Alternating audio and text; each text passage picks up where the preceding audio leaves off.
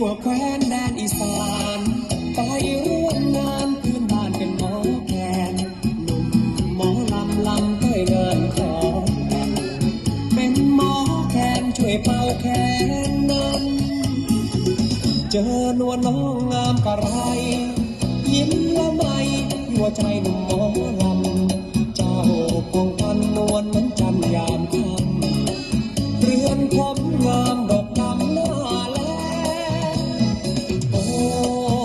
ลานาโอลาเนอนวลเอ่ยใครเพิ่งเคยมาขอนแก่นรอเสียงแคนมาแล่นแตร